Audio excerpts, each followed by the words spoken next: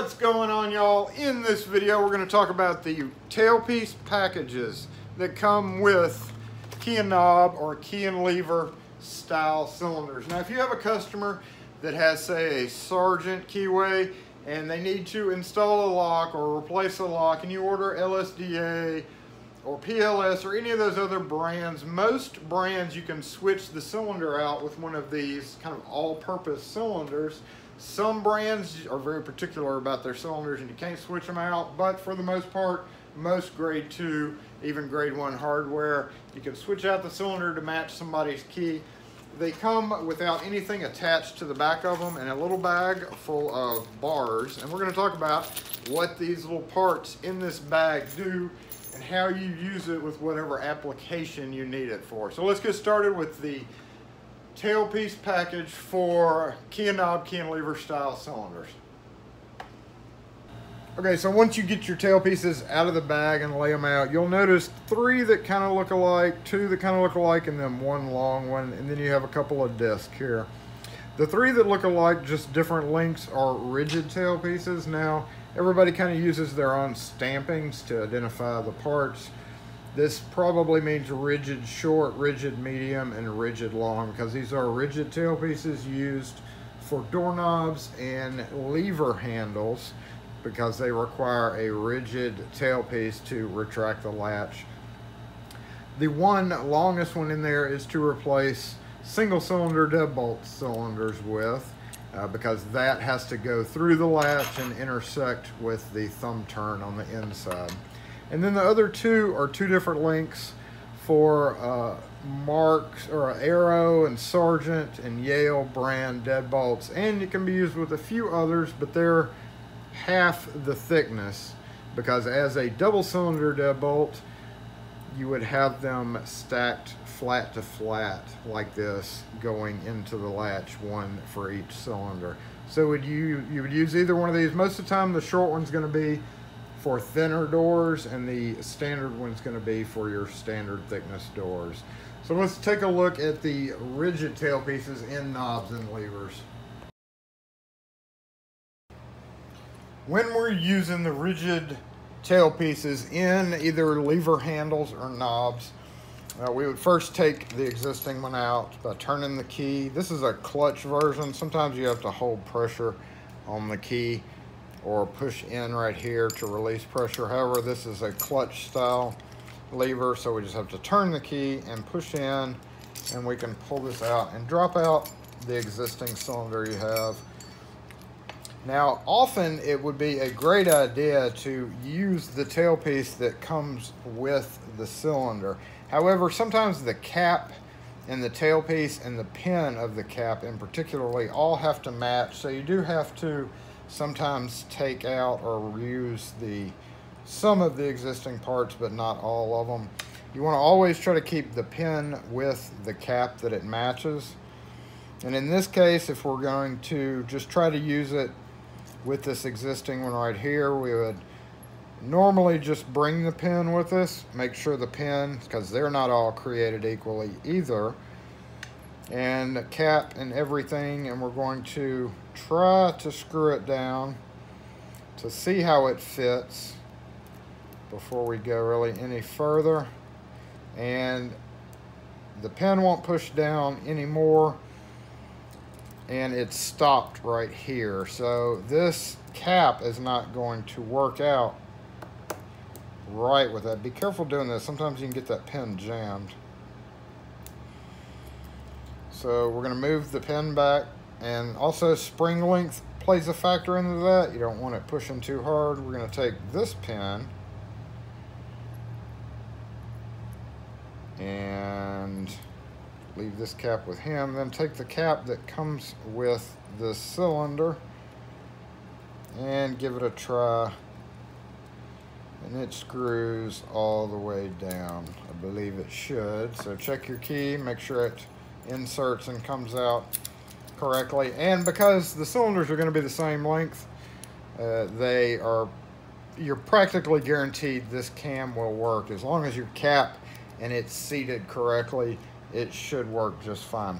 But if we were to use instead the tailpiece that comes with for the lever handles or knobs, you're going to always want to choose the medium size. Very rarely will you use the short or the long, and in fact, using either one of these can actually cause the lock to not properly operate. Now, assuming we know it's going to work with the medium, because the medium is practically the same size and same length as the factory one, I want to go ahead and put in the longest version just to show you what will happen, so you know what will happen and the signs to look for if you put a cylinder in a door and it starts acting up on you. So with a lever handle, because it sits sideways in the lock, you would have this vertical. Vertical meaning if you hold the cylinder up and down, the tailpiece is also up and down. If you're using it in a knob, it would be horizontal. And check our key. Drop it in the cylinder and turn our key back to about the position where we took it out in. Oh, make sure you're going on correctly. And slip it on. And we see it seems to work fine until you try to press this button. And the button is not going down far enough. You're supposed to be able to push this in and turn it, or push it down and it stays in, and when you turn the key, it pops it open. So that is the sign that you have way too long of a cylinder that you're using, or a tailpiece that you're using with that cylinder. That is practically it. Again, aside from if you're using it on a doorknob instead of vertical like this, we would simply switch it to this other hole and tighten it back down, and when you hold the cylinder up, it would be horizontal like that, and you would use it, drop it in your knob. But again, same thing applies. If it's too long, this will not push in or pop out or push in and turn like it's supposed to. So that is the main thing to watch out for when you're talking about the three rigid tail pieces. Let me get this cleaned up and we'll go over the deadbolt version pretty quick. So the biggest issue that you're going to run into when you start switching out cylinders in deadbolts is going to be your timing issue. And when I say timing, that is how the tailpiece turns. Some brands use a different turning rotation, most notably our Schlage B60. If we compare if we turn it all the way one way and compare it, we see it's at an angle here compared to this one. When we turn it all the way, it stops at, say, one of the four positions, 12, 3, 6, 9 o'clock. It turns 180 degrees to one position or another. The notable exception, because these are a popular deadbolt, the Schlage B60 series, if you watch the turning, we stop and it's like at a 2 o'clock position, and then we turn. It does turn 180 degrees, but it stops down here at about the 7:30-ish position. That is timing, and that plays a big factor in switching out tailpieces for deadbolts. But if we're talking about the LSDA ones that use, say, this cross style latch, or anything that is not a Marks or an Arrow, not Marks, I keep wanting to say Marks, Sargent, Yale, or Arrow, that use this style, which would use these shorter two. And you can also, actually, I'm sorry, but you can use the single for that as well, and as well with the cross style. But again, the biggest thing would be your timing issue. So you would pull the existing cylinder out. We can take our ring, slip it over the top of that, and grab our cap, drop it down in the cap. Make sure that ring sits in there correctly. and make sure it is not, your hole for your retainer pin is not covered up like that, so you want it to be exposed. And then go ahead and attach it with the cap. Make sure that ring sits correctly when you're tightening this down. And make sure it does not bind up. And of course, make sure the cap screws all the way down, which it did. It is not binding. If this is hard or gritty, you will have problems. So this definitely has to be freely turning. And also, we're going to compare it, the turning of it, the timing. If we see the timing is actually different than the other one, whereas the it stops at 9 o'clock, 3 o'clock, and turns 180 degrees. That timing switch is okay. What's not okay is when it stops at this angle position, but we're going to talk about that. So even though this turns from 12 o'clock, say, to 6 o'clock, and this turns from 3 o'clock to 9 o'clock, it will not affect the operation of the latch. With most deadbolts, I always expose or flip out the latch so that it is in the locked position. And I always turn this 180 degrees and then center it. So you want it centered between the two stop points, which puts this vertical. On the original cylinder that come with it, it would actually put it at a horizontal position. But again, that will not affect the operation of the actual lock. Don't forget to tighten your screw down. When you are switching cylinders on some, especially these, which we'll talk about, you have to use a different hole. There's sometimes two, this one does not have it, but sometimes there's two different holes, one for shorter cylinders, one for longer cylinders. Tighten your screw down, check the key, and you just want to make sure that the key retracts and throws the deadbolt correctly after it's installed. So when you turn it this way, we can turn it back and pull the key out, and the other way, throw it to the locked position, and you're able to turn it with the key. If there is a timing issue, what would happen would be you would turn it here and it would throw it out, and as you start to turn it back, it withdraws the latch, and that can cause problems. See here, we can't get the key back to the correct position because our timing is messed up on the lock. We can lock it and we can unlock it, but we can't pull the key out without it locking. So it's almost like a storeroom function of a style. Now with the double cylinder version, for the most part, it's best to try to use the tailpiece that comes with this lock. You can use these for both Sargent and Arrow and Yale that use this particular style of latch. Again, you can use the single cylinder bar if you have a single cylinder version, or you would need to use the double cylinder version, and we will need our metal ring. Now this is most likely kind of a weather seal for that. However, the only correct thing to do with this plastic piece is this right here. Throw it out. Don't use it. It'll bind up. It'll cause problems. Just get rid of it.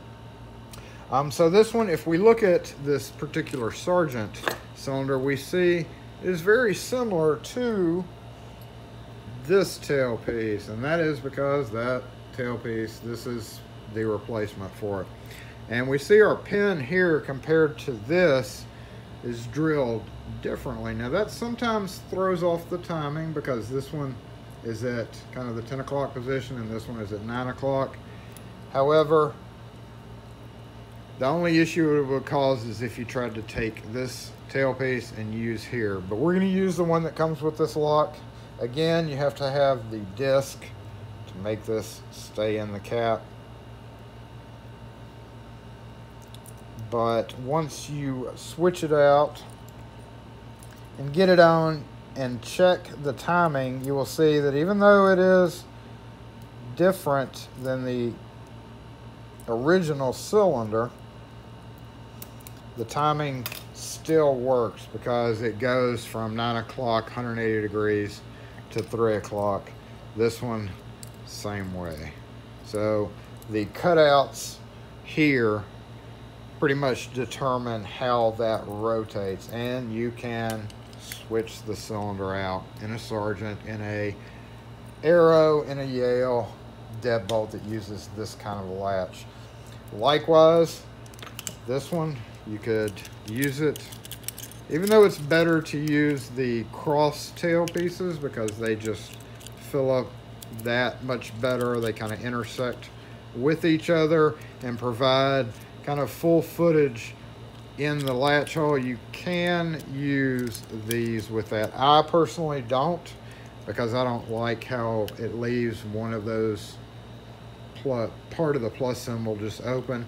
And also, in my opinion, this joint right here is a little bit weaker than using this style. So instead of using this tailpiece with that often, I will bring this one over, and depending on the cap, how it sits in there, you might need to switch caps. Again, don't worry about, or don't forget about the pin. Now, when you talk about, we mentioned this earlier, the only kind of oddball, and since it's a popular brand, the B60 series is what's sold everywhere. Let's say, for instance, you wanted to use a Yale cylinder with the B60. You can do that. And the way that we do that is we use the existing tailpiece. However, the cylinder is going to be longer than the one that is included with it. So a couple of little problems you have when we're doing this. You cannot use this one because, again, it stops at these flat positions, and that's going to cause problems with the rotation of it almost always.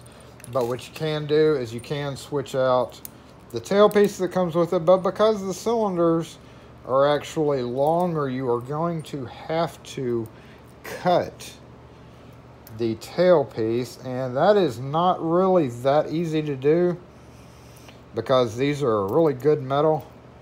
Now, through trial and error, I have discovered that you can use this cap. Again, take your pen with you and sometimes your spring. You can use this cap with this cylinder and it'll work fine, but looking at the cap versus the brass cap, I think we're gonna go and stick with the brass cap. So in that case, I'm gonna take the ring, the tailpiece itself, drop it in our cap that comes with our cylinder, and tighten it down. And because, like I said, the cylinder is longer, it's designed to be 6-pin, and these are all the ones that come with the B60 series are 5-pin. You will have a problem with it sticking too far out, and on a double cylinder what happens is they hit each other, and once they hit each other when it's trying to work, it causes the whole lock to seize up and not work. But if we look at the rotation, we check, it rotates just like the original did, of course, because we're using that tailpiece. And we are going to check the key. This may not be the right key. Oh, wait. Oh, Sergeant. Okay, I grabbed the wrong cylinder, but you get the point. Again, put it in here, and we see that it sticks out flush there. The B560, the superior cousin to this, comes with 2 holes, so it's always best to do this with the 560 series, because as we see, we have basically just kind of a tall filler gap that we have there.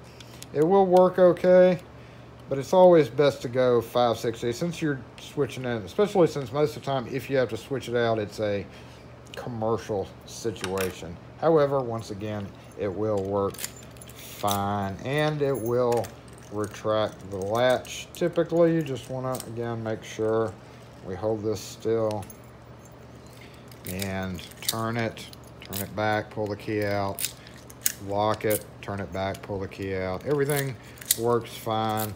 However, once you go to put it on the door, this will be too long by about this much, because that's about how much longer it is. So you do have to cut that. You can use hard wire cutters or linesman's pliers, but that metal is really good. That's the one saving grace, is these tailpieces are made much better than they used to be. So I believe that about covers it. If I missed anything and you have a question or comment, as always, leave it in the comment section. Just as a footnote, the two big things to watch out for with your levers and your knobs: make sure the tailpiece is not too long and the button pushes in and turns correctly. And with the other one, with the deadbolts, you want your timing to be correct and you want it to turn freely against the cylinder. So when you're switching caps or you're switching pins or you're switching tailpieces around, you just want to verify everything works before you go and put it on the door. And sometimes, yes, you do have to cut it to length if you're using a cylinder that's designed for a 6-pin key versus 5-pin. So that's it. Again, if you have any questions or comments, as always, leave them in the comments section. I appreciate you guys watching, and we will catch you next video.